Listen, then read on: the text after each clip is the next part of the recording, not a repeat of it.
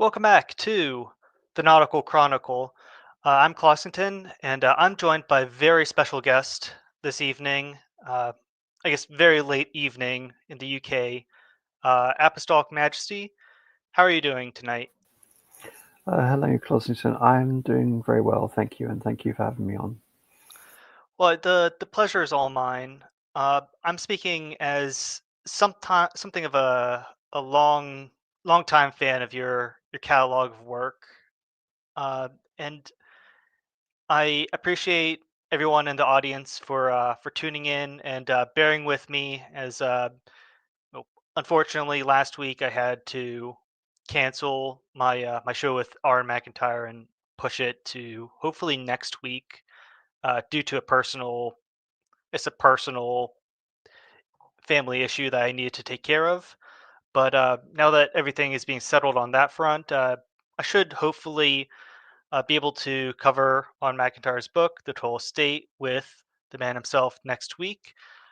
This week, I'm having this week. Am and I are going to have a just brief chat, just about an hour, to discuss the life and times, the rise of absolutism and under French King Louis the XIV. Now, I guess how is as a you know person for as a man from England, how much is the history of the 17th century actually covered in the UK?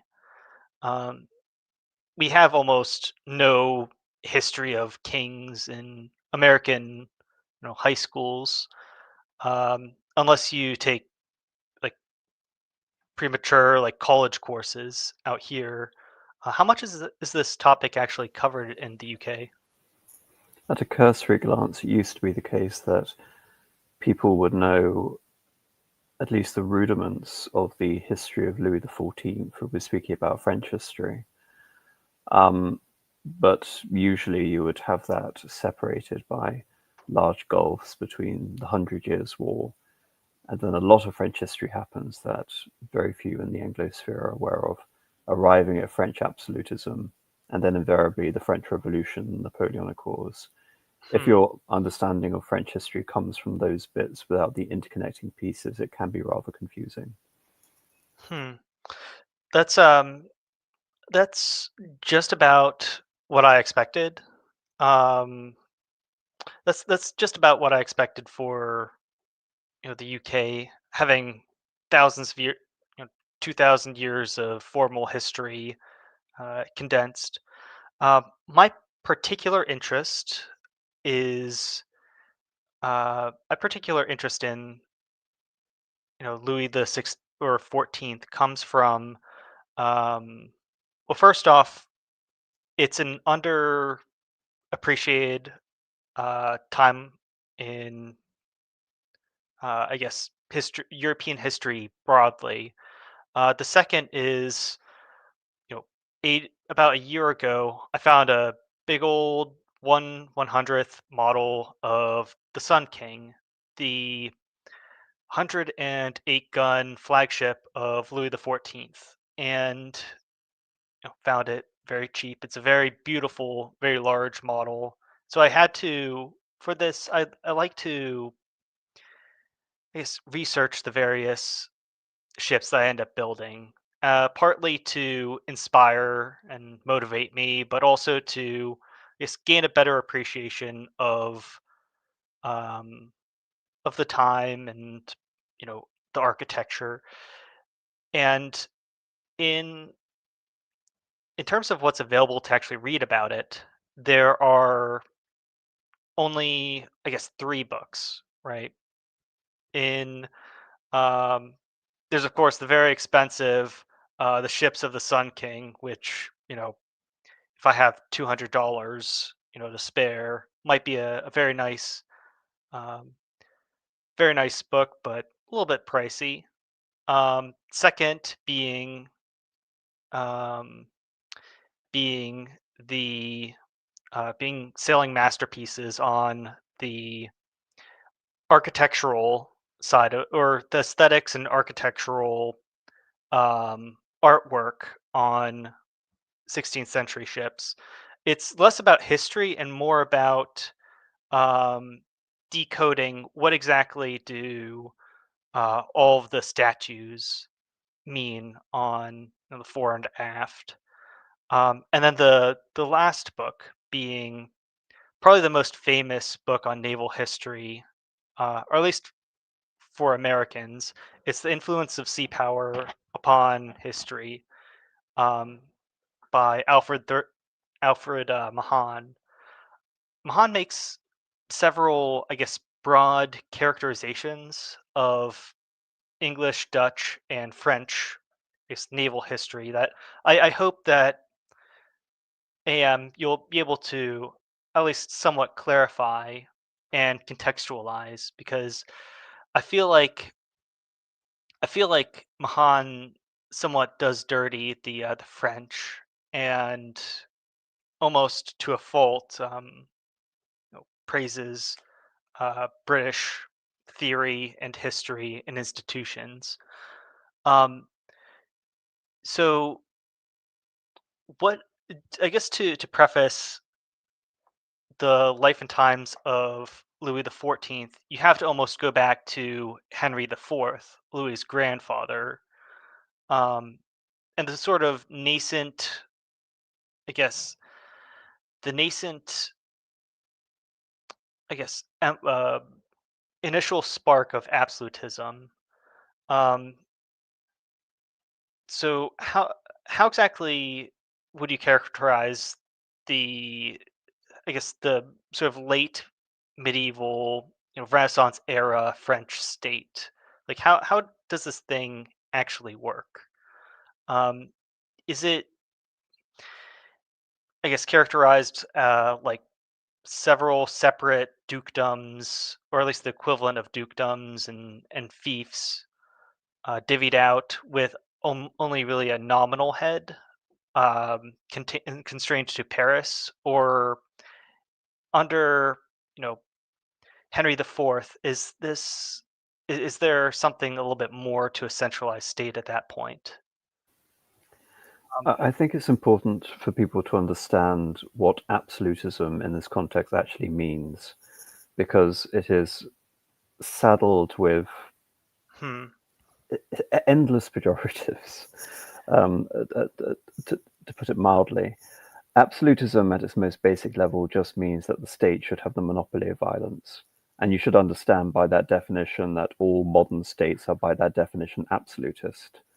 And therefore, absolutism in France emerges as a result of the concentration of the ability of the state to enact violence away from those factors that you mentioned, the various dukedoms in France, which held significant sway over the history of France. Invariably, at points in the medieval era, they would actually be more powerful than the Kingdom of France. But coming up to the period of Henry IV, it's really important to understand that the system that arises as absolutism in the 17th century really is a panacea over the complete failure of feudal France.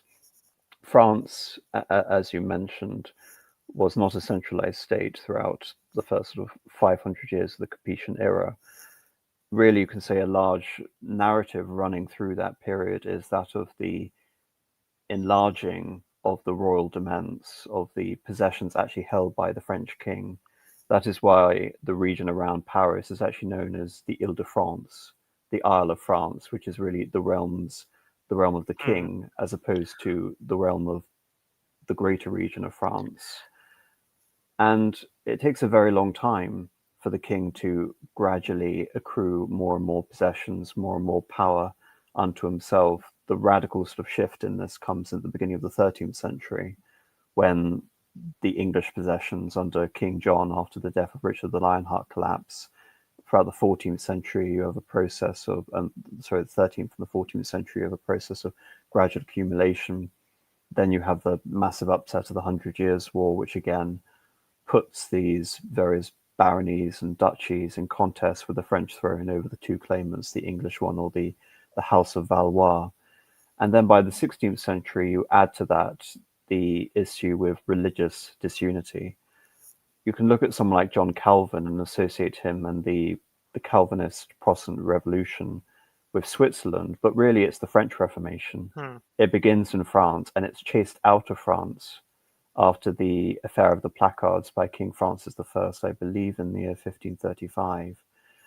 The two kings of the first two kings of the 16th century in France, Francis I and Henry II, are relatively powerful monarchs, and they're able to hold all of these incredibly fraught issues in France under some sort of constraint.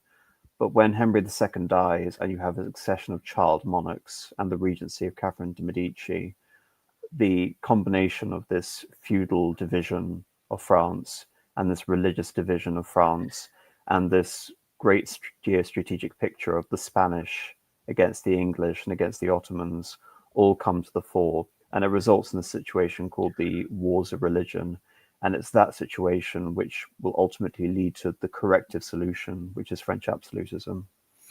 Is so I recall that was it Louis the XIII's wife was also a Medici, correct? Indeed.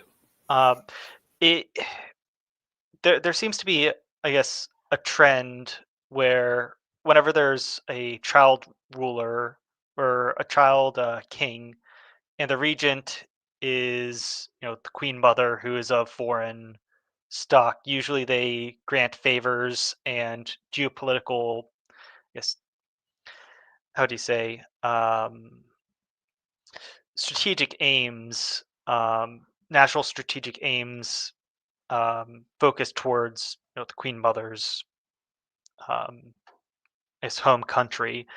Uh, I I have come across a few maps, come to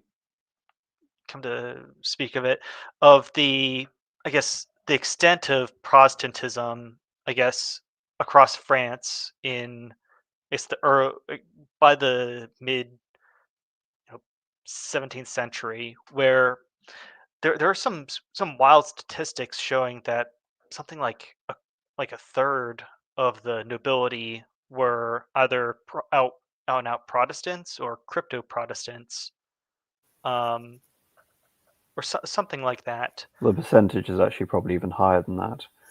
And you'll also notice, looking at these regions, that these regions also roughly correspond with the ancient English Duchy of Gascony. So again, there's a regional component again to the sort of elements which will become attracted to Protestantism. But what you reveal there is that Calvinism, Protestantism, was very much a top-down phenomenon. It was held in trust by a large section of the nobility, and despite that, making up between 30 and 40%, possibly even more, of the religious converts in France from the nobility, the actual percentage of Protestantism writ large in France was relatively small, around 10%. But as you can see on this map, it focuses on these regions which corresponded to Aquitaine, which were historically the most opposed to the encroachments of the French monarchy. Is this not also the region that, had the notorious Cathar, um, sort of heretical sects popping up across the Middle Ages? That would Um, be the Languedoc region that you can see on the bottom right here, hmm. which is still Catholic, which was never held in any sort of significant sway by the English. Again, my Hmm. my knowledge of the sort of 13th century history of Occitania is I'm, it's not I'm that it's not that extensive, but I'm sure. Um, it's I do find it. I guess this is sort of ramping up to where you end up with, um, the eventual banning of, Protestantism and the persecution of the Huguenots under Louis XIV. But this, were they not very? Did they not commit various insurrections throughout the reign of like Henry the Fourth and Louis the 13th. I believe Henry the Fourth was briefly Calvinist, but reconverted to Catholicism somewhere along his reign. It's actually more dramatic than that. Not only Mhm. was he a Calvinist, but he was also technically the King of Navarre as well. So he was a sovereign, a Protestant sovereign in his own right. And indeed, at one point, I claimed that there was actually a significant link between Henry of Navarre, later to be Henry IV, and James I of England and James VI of Scotland for that very reason. But he was actually, have you heard of the St. Bartholomew's Massacre? Yes, unfortunately. Um, Well, there, that event was took place over the wedding of Henry Navarre to a French princess. So, and he was it, seen as the mhm. one of the nascent leaders of the Protestant party. And the fact of that particular massacre, I believe it happened in 1573, was that it was basically seen as a reaction by Catherine de' Medici over the death of the then leader of the Protestant party, the Huguenot party. And the reaction essentially was there justified as a result of trying to stymie any Protestant reprisals for the death of their leader during this event. So yes, you're correct in saying that I believe there were as many as between 7 and 8 wars of religion, and that also encompasses the early reign of Henry IV, who fights for the first 5 years of his technical reign as King of France. There had been many regicides before, including that of his direct predecessor Henry III, who on his deathbed recognized Henry IV's right to be the first Bourbon King of France. He was a distant cousin by another line of the French Capetian house, the House of Bourbon, and before then had been the House of Valois. But Henry IV fights for his rights to be a Protestant King of France for 5 years. And then you have the famous, perhaps apocryphal statement by him that Paris is well worth the Mass, Paris being the stronghold of the Catholic League in France, and he converts. The Pope then reluctantly allows him to have his excommunication lifted, and there is a compromise faction which begins to dominate French politics. But over the course of the reigns of Louis XIII and Louis XIV, it becomes more aggressively Catholic. Yeah, it's interesting how I guess this there's a very how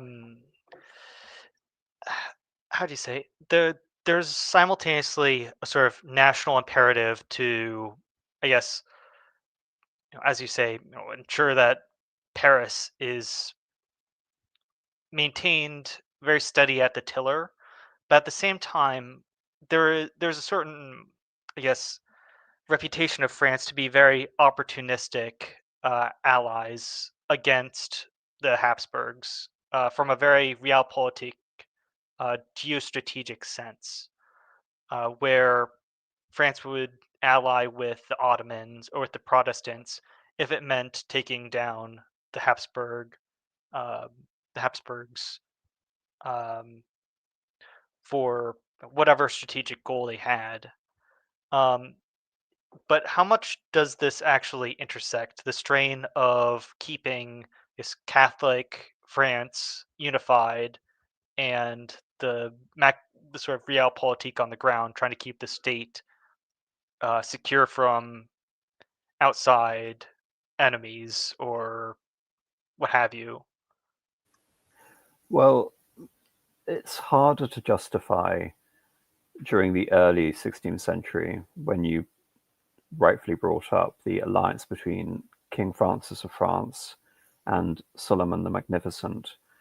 Really, that stems from a much older conflict which predates the Reformation by over 2 decades, which are the Italian Wars, which then become the Franco Habsburg Wars. But in the case of the period around Henry IV, and really you can say Catherine de' Medici, I mean, you claimed that Catherine de' Medici, being a foreign queen mother, would necessarily put the interests of, in this case, it would have been Tuscany, ahead of the interests of France. Well, the interesting thing is that she was actually the last surviving member of the mainline house of Medici, and she had nothing but scorn for the far more junior branch of the house that took over and became the Grand Dukes of Tuscany at this time. But she was really the antecedent of someone like a Louis XIV, in that she was advocating for the rights of the monarchy, and she was advocating for the sovereignty of France over that of any dogmatic adherence to religion that counteracted this notion of French sovereignty and French power. Catherine de' Medici ultimately failed in that endeavor, but Henry IV, one of her great enemies and someone you can say that ultimately supplanted her dynasty, was able to carry on in that vein. In France, you have the Saint League, the Catholic League, the Huguenots, and the Politique, which literally just means the politicals, or you can be more base than that and call them the Machiavellians in the situation. And so Henry IV comes out of this need to solidify France's position and independence against Philip II of Spain, against the Dutch, against Queen Elizabeth of England. And what begins essentially as a independence movement to assert Catholic strength vis-a-vis Spain, you can say then informs so much of the opinion we have moving into the 17th century, where we have the wars of Cardinal Richelieu, and we have the dramatic intervention of France on the side of the Protestants, which was very reminiscent of, say, what happened almost 100 years earlier when Henry II decided to intervene decisively on the side of the Protestants to not only defeat Charles V, the greatest of the Habsburg emperors, but ultimately compel his abdication. So there are a lot of parallels echoing throughout French history over that 200 years, the 16th and the 17th centuries. At various times, it would seem justified for the sake of national survival, other times less so. When it comes to someone like Henry II or later on a Richelieu, it's very much France wanting to take over that position from Spain as being not just the premier Catholic power, but the premier power in all of Europe. Is so in terms of what I guess what Richelieu did in terms of centralizing the state and building up the armed forces of France. Uh, it's actually very enlightening to look at, I guess, the statistics of um, es- the overall size of the French Navy under Henry IV through Louis XIII and XIV, because Richelieu somewhat, I guess, builds the Royal Navy from scratch, whereas previously, just about every European kingdom had to requisite uh, sort of the merchant ships, and um, press them into becoming temporary royal fleet assets. Um, Richelieu actually starts the first naval, like royal naval shipbuilding enterprises in Brest and in um, shoot, the oh, the city escapes me in southern France.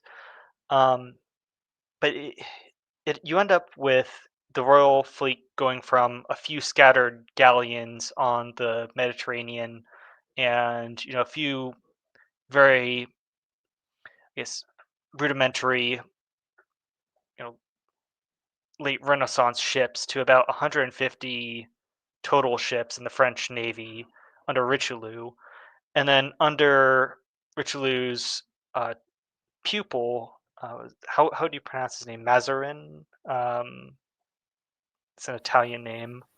It's Uh, Italian name, but as with a lot of French history, you tend to have a lot of Frenchified Italian names. So in French, it will be Mazarin, yeah, but as you mentioned, that's a bit of a misnomer due to the fact he was Italian.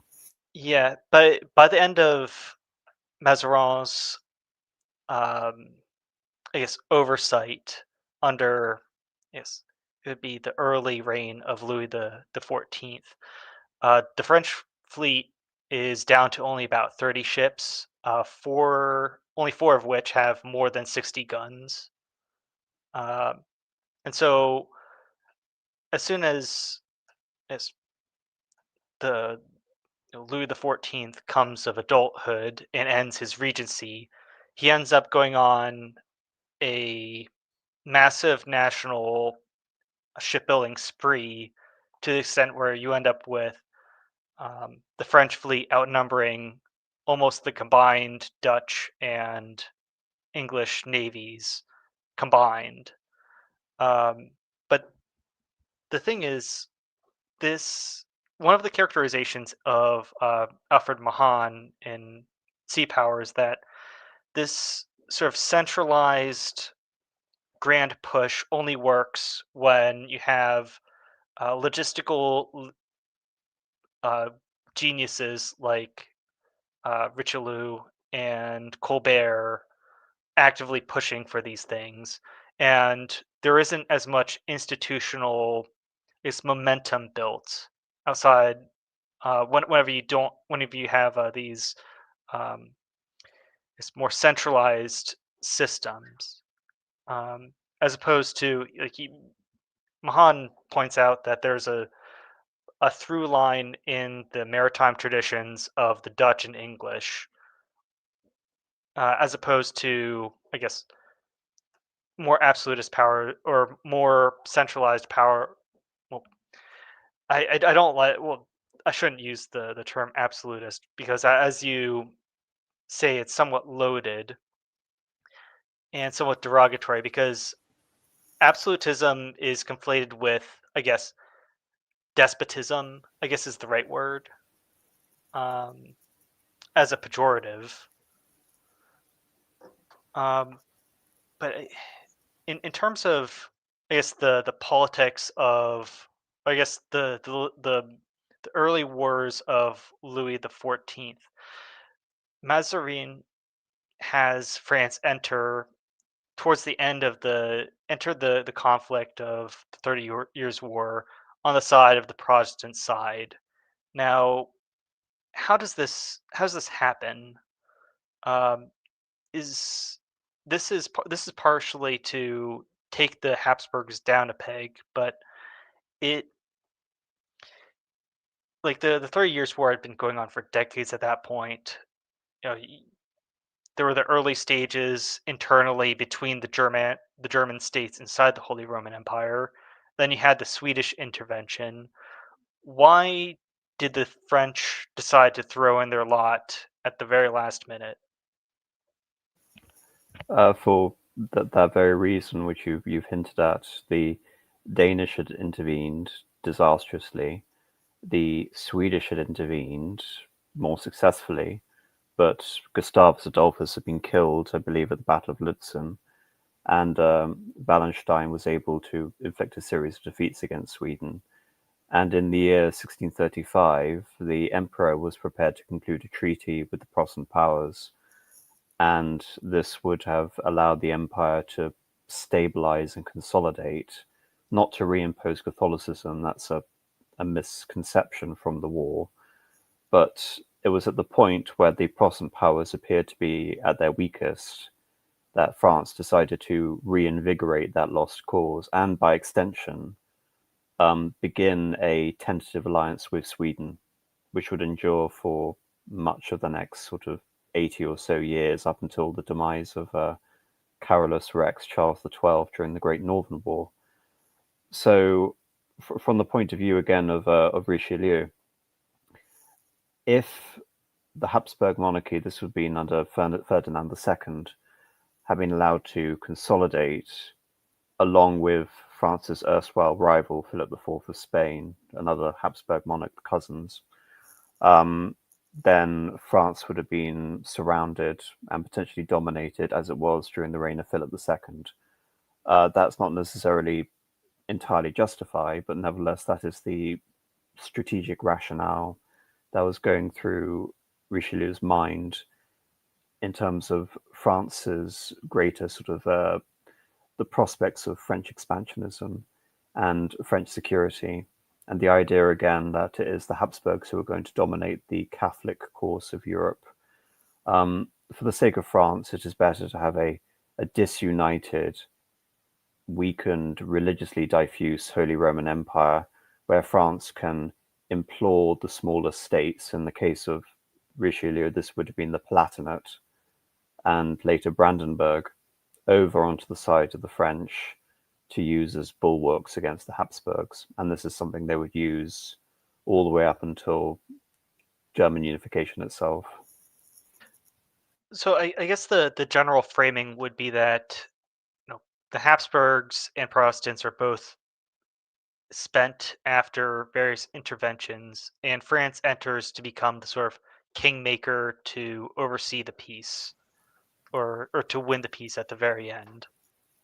But again, to construe it as the very end, that this isn't a short affair. The war in Germany will last for another 18 years, and the war against Spain will last a quarter of a century. And it's typically that period which Mahan points out, the year 1659, 1660. That is the conclusion of the Treaty of Pyrenees. That is typically seen historiographically as the end of the Spanish Golden Age and the beginning of French power. It's the beginning of the Restoration away from Cromwell in England, and it's the end of Mazarin's regency and the beginning of the personal reign of Louis XIV. So all of these things come into play some quarter of a century after Richelieu's dramatic intervention to allow for France to grow at the expense of Habsburg and Catholic unity in Europe. So 18 years is a whole lot of, I guess, it is a very long time, and it's a very long time to actually maintain a standing army. How does Richelieu, Mazarin, and later Colbert, how do they fund, I guess, the French monarchy, and I guess set up a new system of taxation to actually fund these armies of expansion? Well, in terms, I mean, you mentioned again with Mahan the centralization of logistics and that being important in order to construct a new navy. Within that particular time frame, again, I will stress that this is not my particular area of expertise, especially when it comes to the more uh, economic economic side of it. In the case of the Holy Roman Empire, we're not talking about mass professional armies. We're talking about armies of what would later essentially what had formerly been the Landsknecht. These were vast mercenary armies with variable loyalties.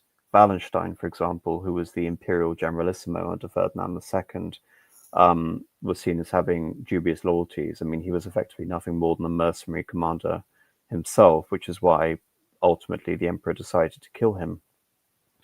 So in the case of getting to the point of Louis XIV, where you see, you were mentioning the statistics with the Navy, around this time, around the intervention of France in the 30 Years' War, France has an army which is really comparable to that of the Dutch. You know, it's really not significant at all, especially in terms of the overall size of the population. But by the time of the War of Spanish Succession, the French army is able to maintain a force of around 350,000, 400,000 men. And how Mahan essentially tries to justify it is that France, under absolutism, is beginning to hoard and fully make use of its domestic natural resources, aggressively taxing its populations. I mean, taxation would be a pretext under which the Estates General would revolt at the beginning of the French Wars, the beginning of the French Revolution in 1789.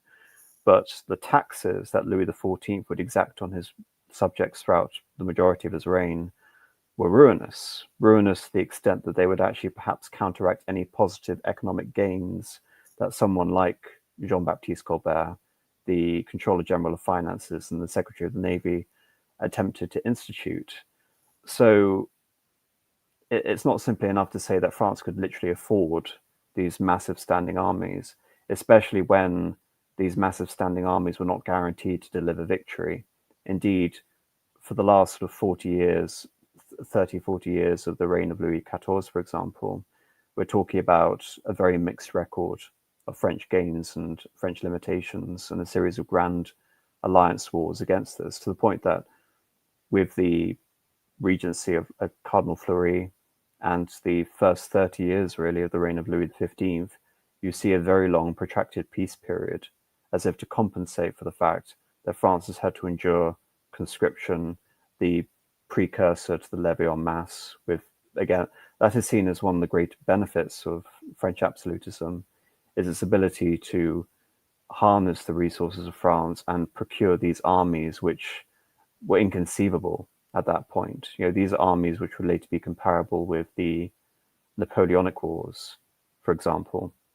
And most of them also entailed consolidating the powers of the church under the French monarchy as well. That was another attempt by Louis XIV to establish power. It wasn't just establishing control over the nobility, husbanding the resources of the nobility, ensuring that they could not levy troops under their own volition, but it would be the state levying those troops, but also that the church would basically be placed under the possession of the King of France as well. This in French history is called Gallicanism.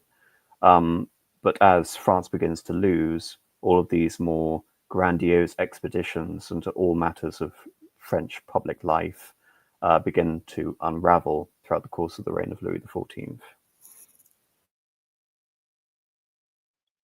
Like you said, like it's the spectacular uh, rise of Louis XIV in his early reign, his military successes um, in the 30 Years' War and War of Devolution, um, the funding and consolidation of the royal families into Versailles, of course, and the sort of noble power games that are consolidated in one single roof.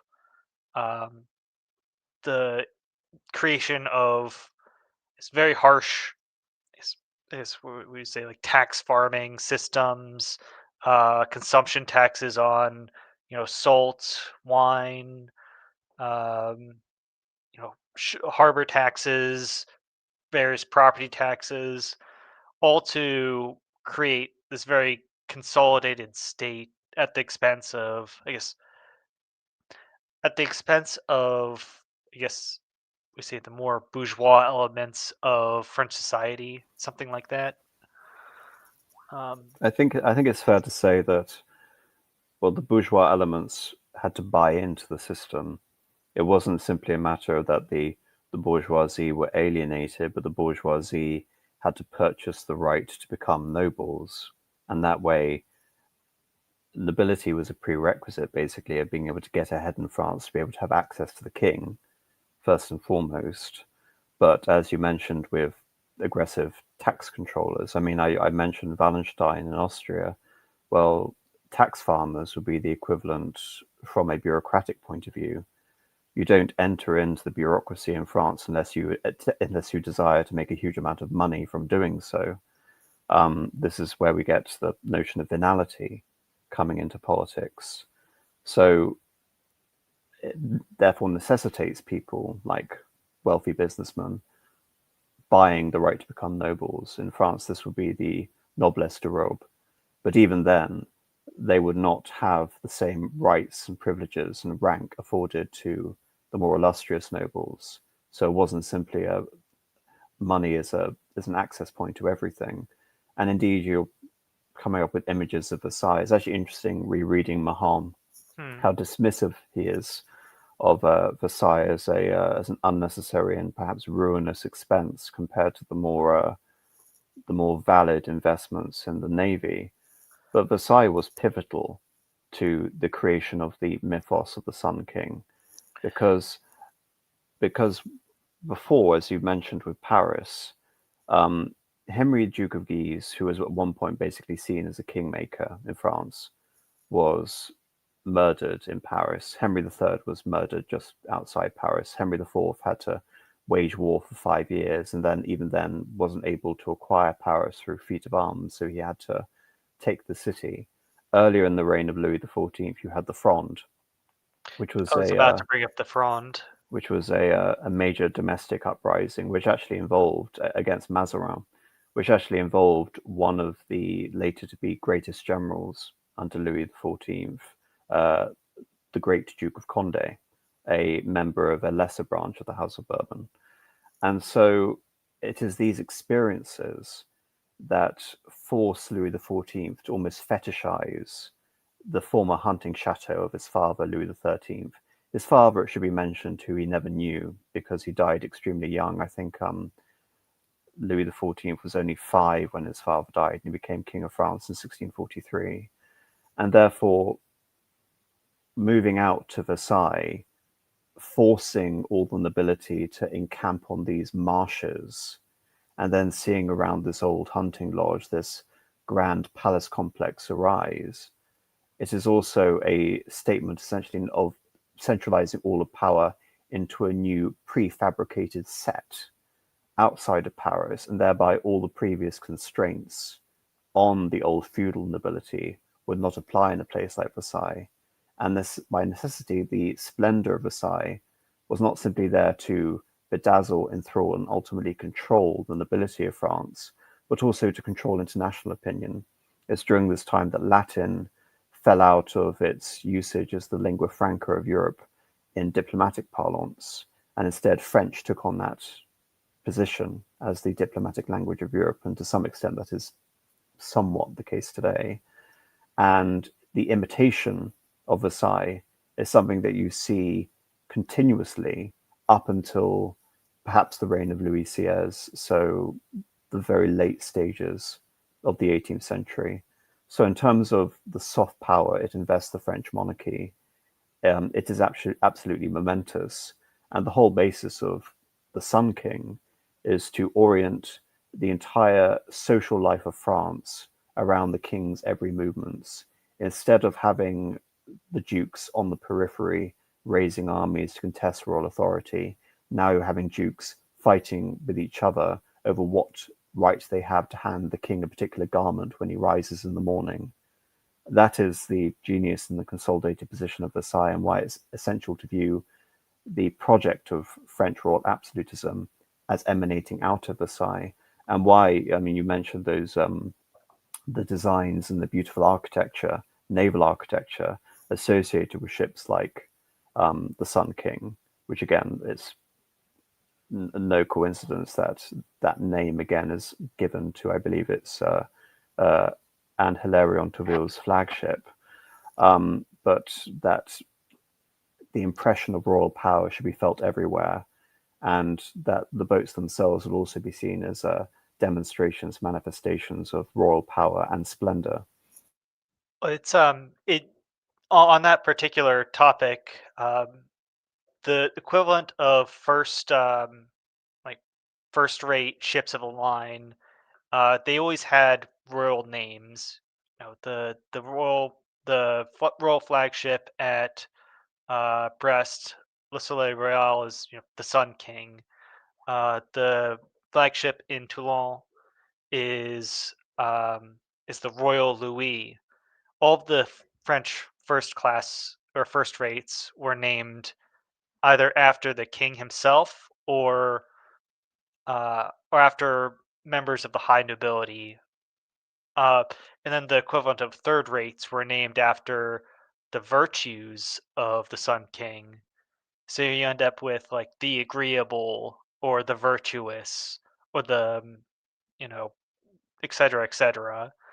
Um, as a move of centralization, Versailles makes almost perfect sense because as you said earlier, there was the Fronde. There was a whole century of about, you know, a dozen sort of palace coups, rebellions from the nobility, you know, internal strife, sectarian strife, uh, and the consolidation of the nobility into one building where, as you say, the person who hands the king his garments would be rewarded for their loyalty and, you know, their for their loyalty with the equivalent of lucrative government contracts to their particular noble house. Um, this it is incredibly expensive to upkeep, the Sun King's image, but at the same time, like you said, it generates a significant amount of prestige.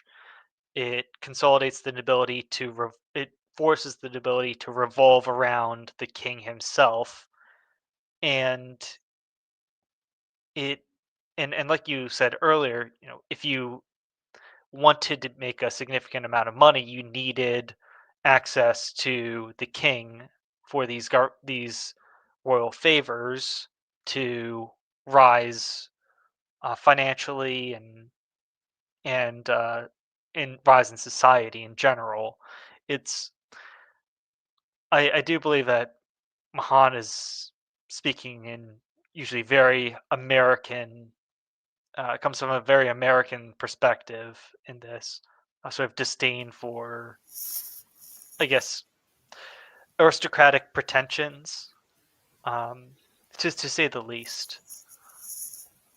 I mean, do you want to discuss more of Mahan's theories? Because he's very interesting in the fact that he engages in a lot of counterfactuals as to what the French monarchy ought to have done in the Y- 17th century.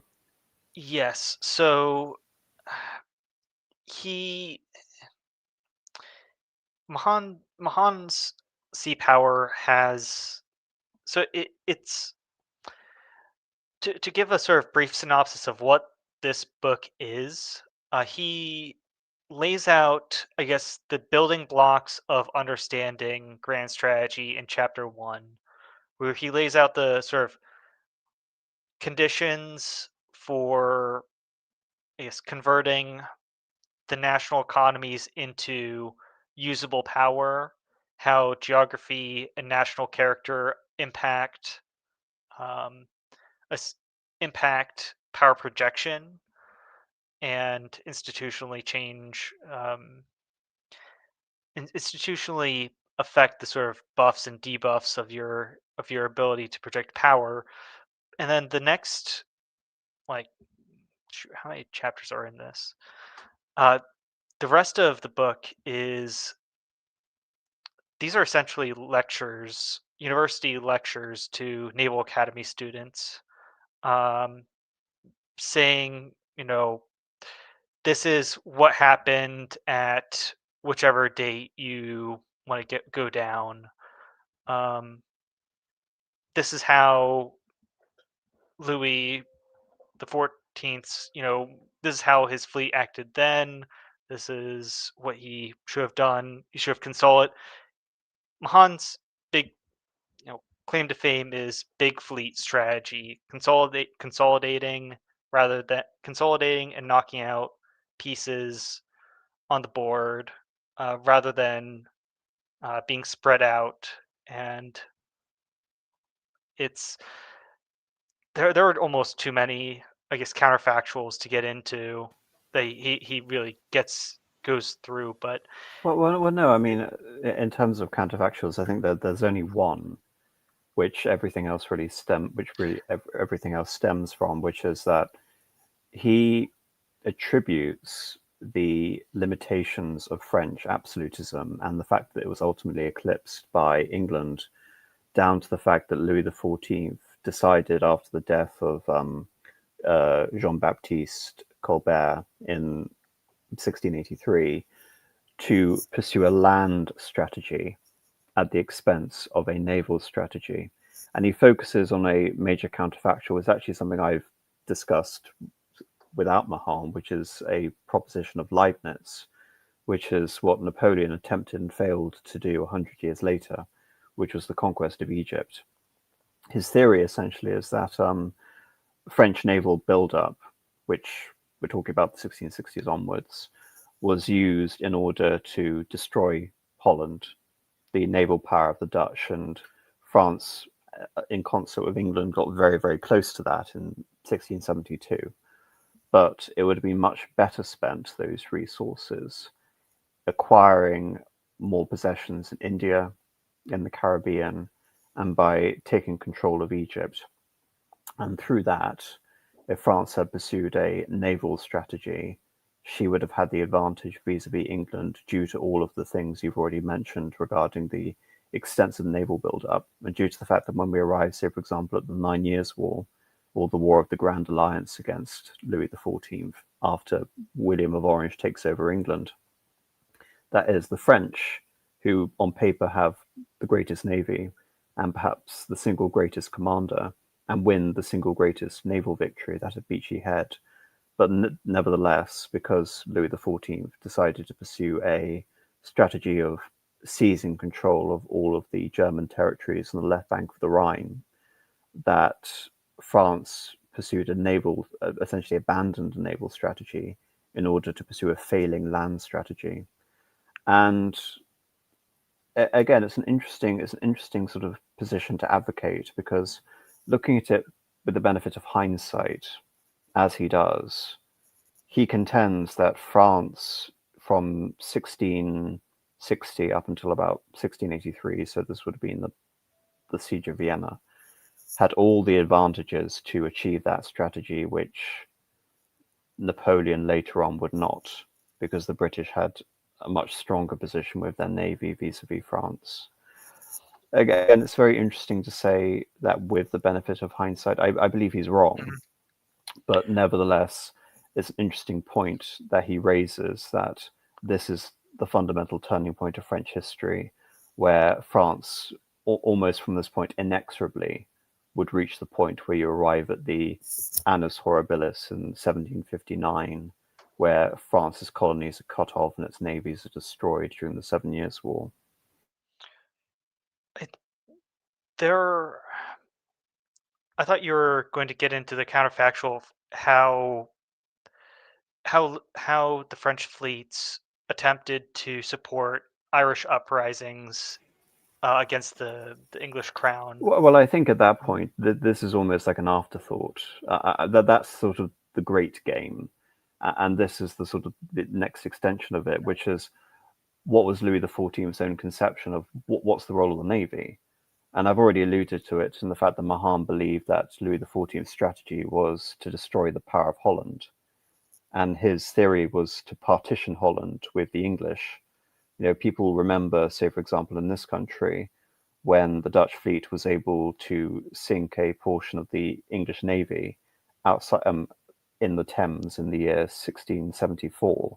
But right before then, the English had held on to significant naval choke points along the mouth of the Rhine in Holland, and France had basically occupied the rest of the United Provinces outside of Holland.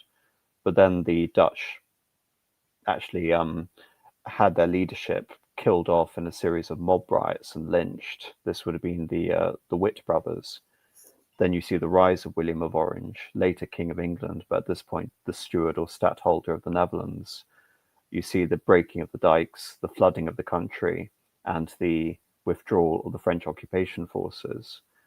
And really, as a result of this strategy by the Navy designed to destroy the power of Holland, it then creates in itself a momentum to draw away England from that, not necessarily even French alliance, but pro-French neutrality, which Charles II would go towards a French alliance. Then when France was seeming to be too powerful, he would bring England out of that alliance, for fear again of domestic opinion that he was seen to be a vassal of France and not mere a partner with France.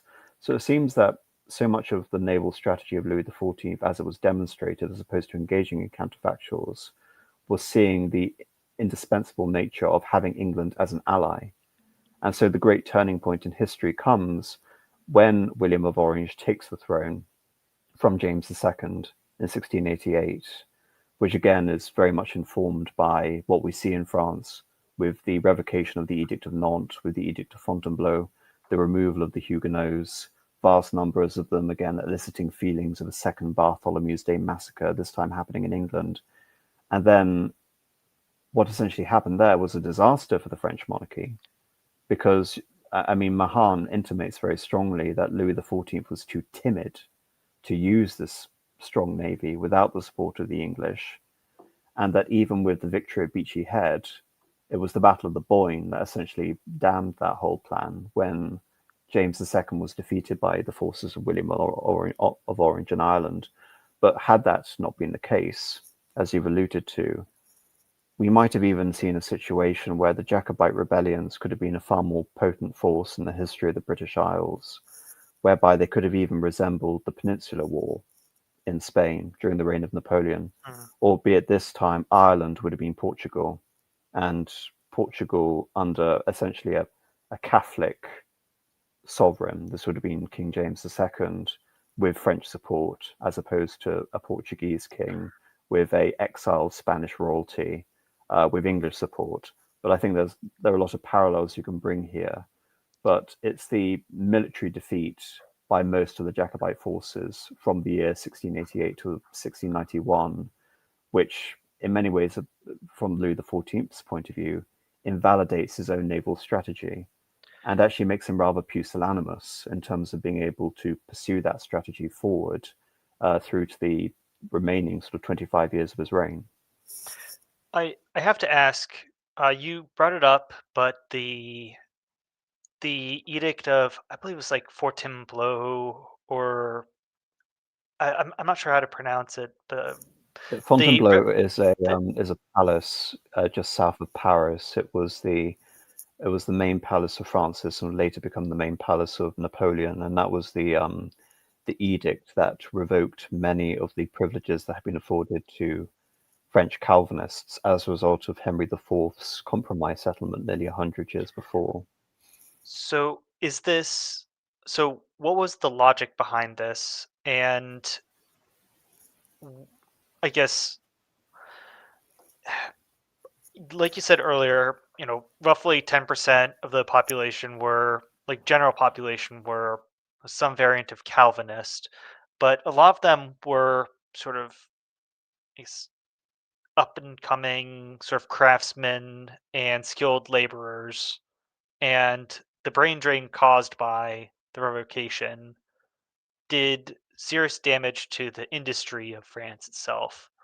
Why would Louis do this? Was this due to concerns about internal dissent, or was there a larger, I guess, a larger motive to this?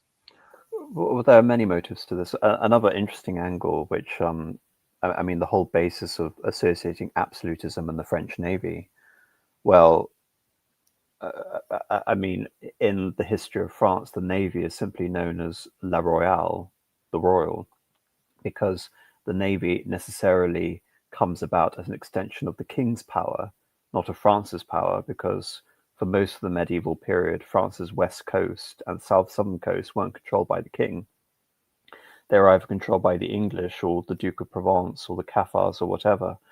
And so it is actually the siege of La Rochelle, which is the last great port bastion of the Huguenots under Richelieu, the siege being led by Richelieu, in 1627, which is also the year that we see the inception of the French Royal Navy.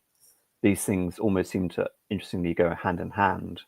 Absolutism, the crushing of Huguenot resistance, and the growth of the Royal Absolutist Navy. And so when it comes to the Edict of Fontainebleau, you see it's not a dramatic process as it would seem to make out, especially in terms of the reception it received all across Europe. Henry IV wasn't exactly happy with the fact that he had to grant Protestants such expansive rights. In terms of what rights I'm talking about, I'm literally talking about the rights of Protestant lords to have large fortresses and catches of weapons to hold out against the King of France. It doesn't matter if you're Protestant or Catholic, having that is seen as a direct threat against royal French power. And it was seen by Henry IV as a threat against power. The reason he had to make those concessions was because he was, again, rightly fearful that when he converted to Catholicism, that he was going to lose all the support of his Protestant partisans, and they were going to then rise up in civil war. So it was a concession made under extreme duress. And what we see during the reign of Louis XIII and the regency, essentially, de facto regency of Cardinal Richelieu, is the reduction of these in French, it's the place de sûreté, the secure places throughout most of France.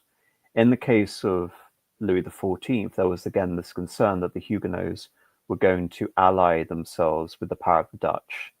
It's not simply a matter that the absolutist power of France and the naval power of France wanted to destroy the Republic of Holland, but it's the fact that the whole notion of Huguenot has Dutch implication. Even the etymology of Huguenot is, I believe, Huisgenoten. There's a Dutch etymology and there's also a Swiss etymology, which basically means like the Oath Brothers. And so there is a international dimension to it, which harkens back to the wars of religion earlier, where the Protestants were seen to be partisans for the cause of England or the cause of the Netherlands, for example. And so in fighting these constant wars, it seemed that Louis XIV was taking a final, definitive, proactive step, that in the event of any future war, he was not going to deal with fifth columnists.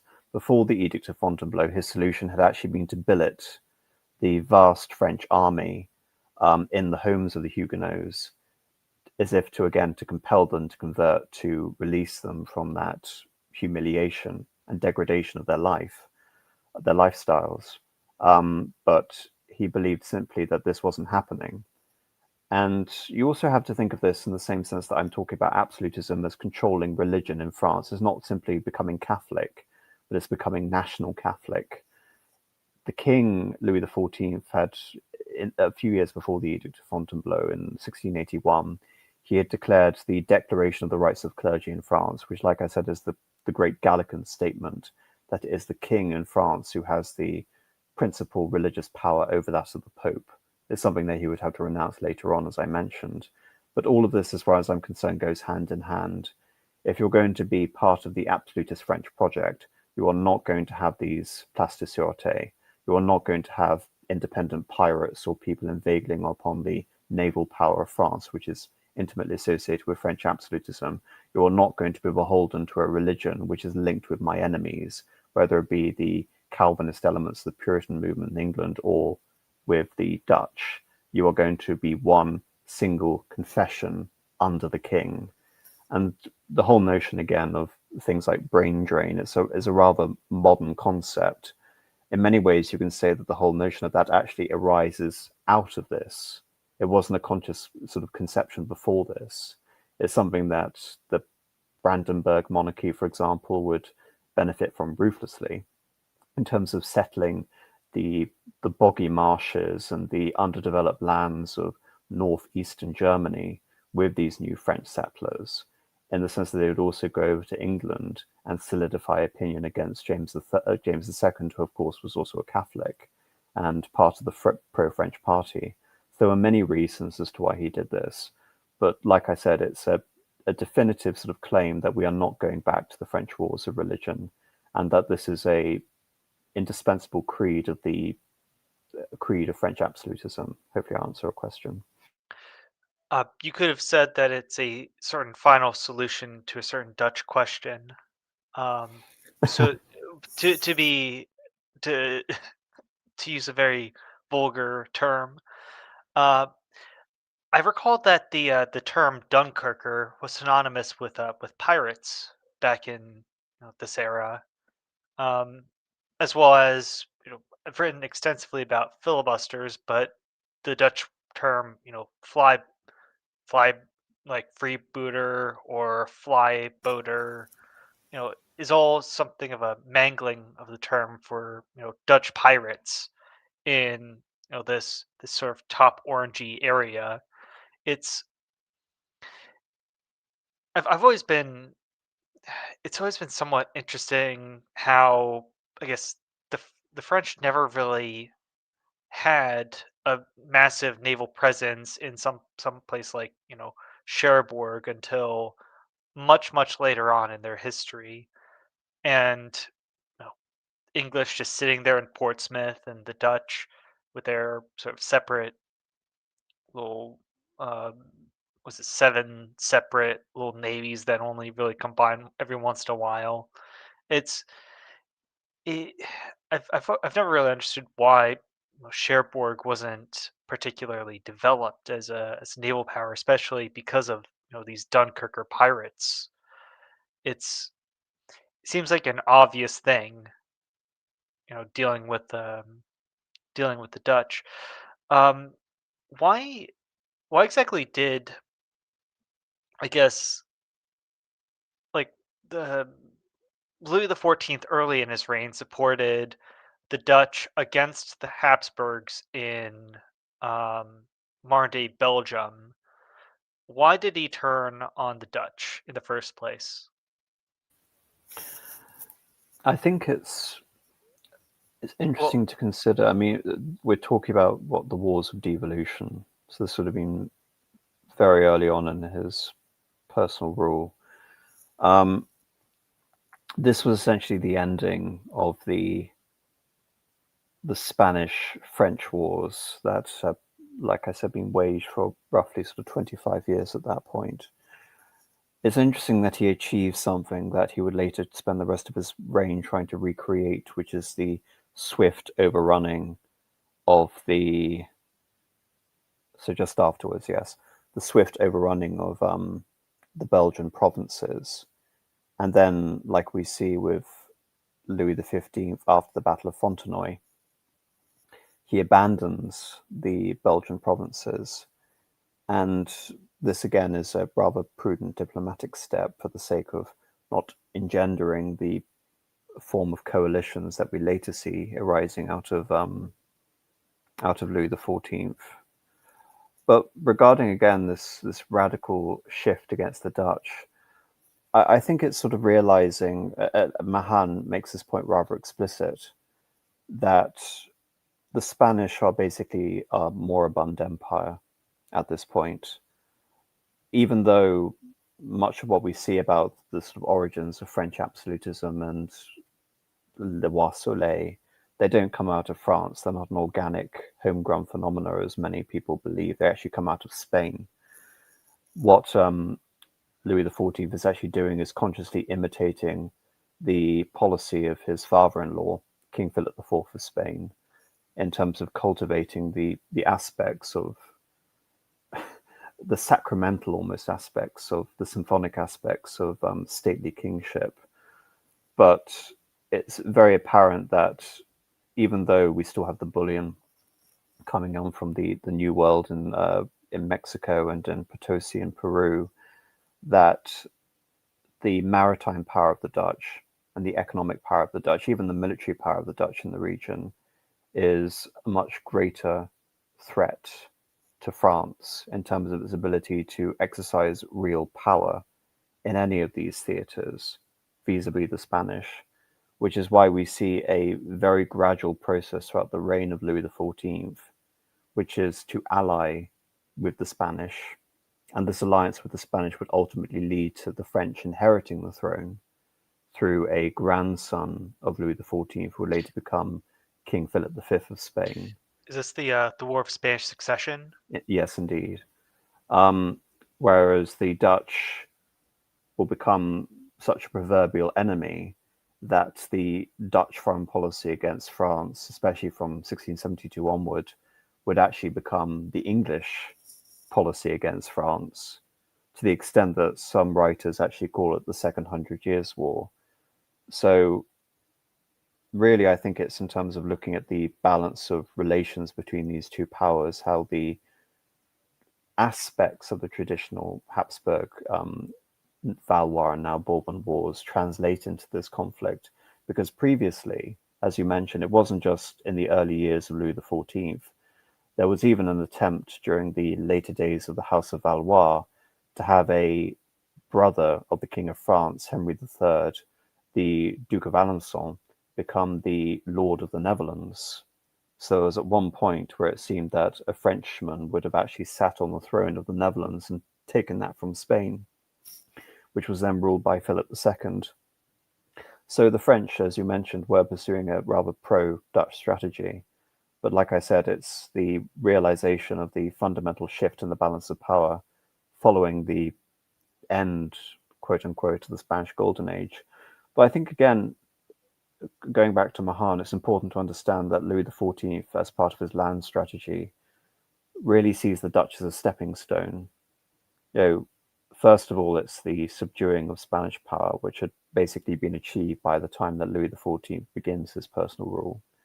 Then it's the destruction of Dutch power and the not necessarily the cajoling, but inviting England to become part of France's sphere of influence. This is also a reason why England would begin to unravel its policy towards France. Throughout most of the 16th and 17th centuries, England and France were friendly, more or less, towards each other. And the reason they were friendly towards each other was because Spain was seen as the much greater enemy. That alliance continued even as the power of Spain was declining. But by the 1670s and 1680s, it is very clear that the power of Spain is not enough to keep those powers together. And so you can see the beginnings of what would later be the radical foreign policy shift, with William of Orange coming over and basically using England as a as a naval bastion from which to wage his Dutch foreign policy against the French. But if Louis XIV had successfully reduced the Netherlands, he would have then gone on to complete his conquests in Germany, to dethrone the Habsburgs in Austria, and to place, if not the Dauphin on the throne of the Holy Roman Empire, then one of the other members of the House of Bourbon, to complete the project, which is very much in evidence in the 1670s and 1680s. So there is a conscious grand strategy with Louis XIV, but the problem for him is that following 1688, he is faced with an endless slew of coalition wars against him, which, again, to the benefit, to the credit of France and the genius of various ministers and generals like Turenne and Vauban, the defensive strategy of France is such that these wars will almost inevitably happen outside of France, no longer within the borders of France, thanks to their fortifications. And France is able to produce the resources and the men to hold off and stave off foreign invasions. So most of the wars will take place in Italy, and they'll take place in Germany or Spain. But invariably, that's not enough to project power throughout all of Europe, as we later see with the Napoleonic Wars. Like you just said, it sounds like his overall grand strategy was very Napoleonic in its ambitions for reshaping, Central Europe. However, he's completely ideologically polar to, Napoleon's, aspirations. Due to these wars, how exactly, what sort of legacy did Louis XIV end up bestowing on to Louis XV as he passed? Well, the last war that Louis XIV fought was the War of Spanish Succession, as you mentioned, and that was a war that Louis XIV didn't want to fight. Among many other reasons, it's a war he didn't want to fight because he would have to fight it with the assumption that he was keeping the Spanish inheritance intact.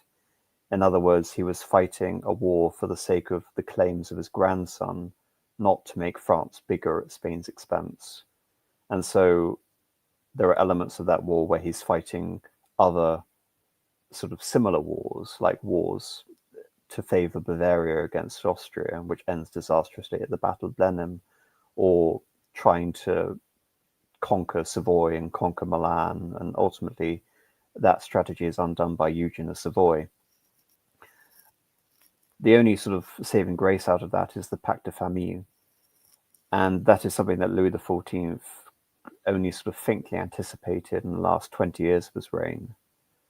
And that doesn't really come to the fore until 25 years after his death, Louis XIV's death, when you have the imposition of Charles de Bourbon-Parma as King of Naples and Sicily, and he will later become King of Spain as well, and Spain will be an ally to France. But like I said, it seems that a large part of the policies of Cardinal Fleury, among others, during the earlier part of the reign of Louis XV, is to compensate for the excessive wars by pursuing a policy of peace, and that the Pacte de Famille will simply be an inadvertent benefit of this peace. So really, France doesn't fight any major wars. And I mean major, I'm not including, say, for example, the War of the Quadruple Alliance or the War of Polish Succession, until the War of Austrian Succession, where the possible fallout and the benefits for France are so obvious that it would be ridiculous for France not to intervene in that conflict, given the stakes involved. But Louis XV does not make any real gains out of that conflict. You're referring to the War of Austrian Succession, correct? Yes, the War of Um, Austrian Succession. but I guess, in short, the the final conflicts of Louis the XIV were just shoring up allies in Spain and allies to its east for his successor to have a solid, I guess, a solid, I guess, series of buffers so that there would never be war in France itself for 100 years or something like that. And I do see how this was very successful up until the French Revolution, but did this not also, I guess, bankrupt or at least heavily in debt the French crown to the point where Louis the 15th couldn't actually wage too much war on the continent again? Well, yes, precisely. The taxes and the demands imposed on France during the War of Spanish Succession were absolutely exorbitant, and they involved inveigling on the privileges of the nobility in the church to a far greater extent than we ever saw under the reign of Louis XVI before the French Revolution. And it worked. France was able to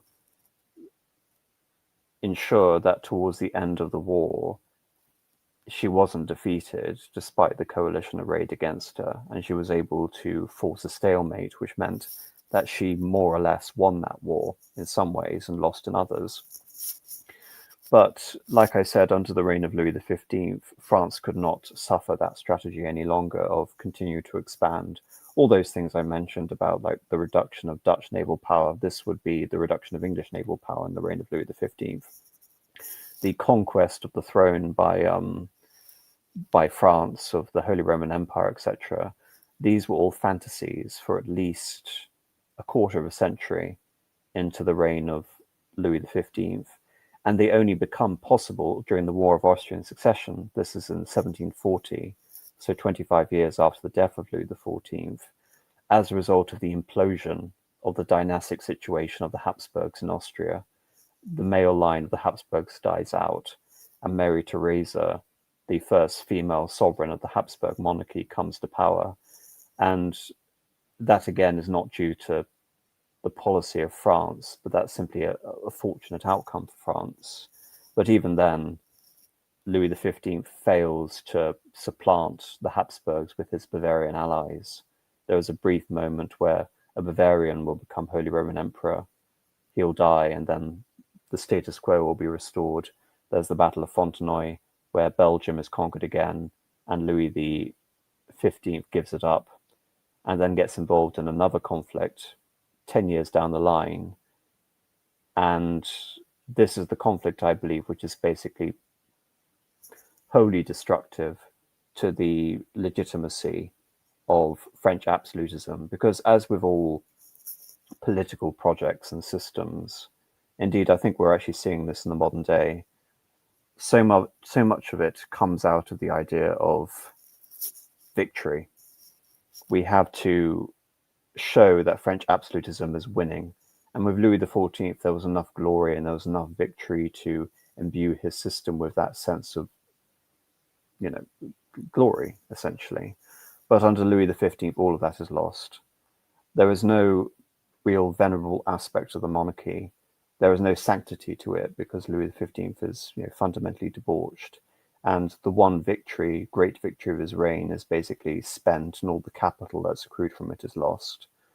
So, if basically Louis XV is the antithesis of everything that Louis XIV was, and Louis XVI has to spend his much shorter reign shoring up that position which he inherited. Well, I think an excellent sort of way of, I guess, wrapping up the legacy of Louis XIV and leaving that off for perhaps a future discussion on the 15th and 16th and the general trajectory of the French monarchy. I do have to wrap this up rather shortly, so I do believe that covered just about all there really was to the initial scope of this discussion. Um, in terms of, I guess, sources and I guess general texts on this particular topic, do you have any particular recommendations? Well, it's interesting that you again mention Mahan, because I would actually recommend that people go ahead and read it. It's a very old book. It's late 19th century. I think it was published in 1893 or something. I can't quite remember. I thought it was like the 1880s or something Maybe like even that. maybe even before then. But I would recommend that people go ahead and read that, because it allows for what you were bringing up right at the beginning of this conversation, which is allowing people to engage in a side of French history which they are probably completely unfamiliar with, which is the idea of France as not only a naval power, but perhaps for a brief period in time from 1660 up until 1690, the greatest naval power in the world, and how that unraveled. Obviously, conceiving of the fact that Mahan is speaking with the benefit of hindsight and from the point of view as a American naval historian. Well, I appreciate you coming on to my show to have this discussion. It looks like this stream has a lot of traction on Twitter. I hope everyone listening had an enlightening time. I guess listening to AM as usual, erudite as usual. Um, do you have any I guess projects or upcoming things to promote?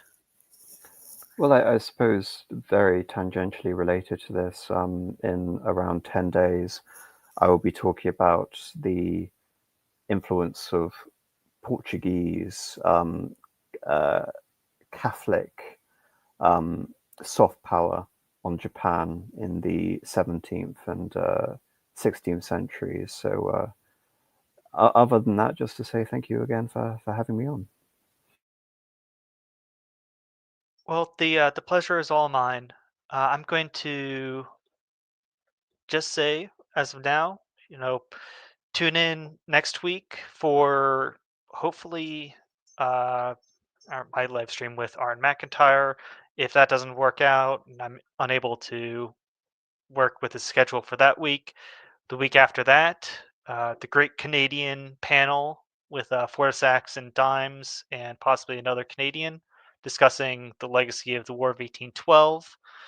And after that, a few other streams in December. I'd like to thank everyone in the audience for tuning in, and we'll see all of you guys next week.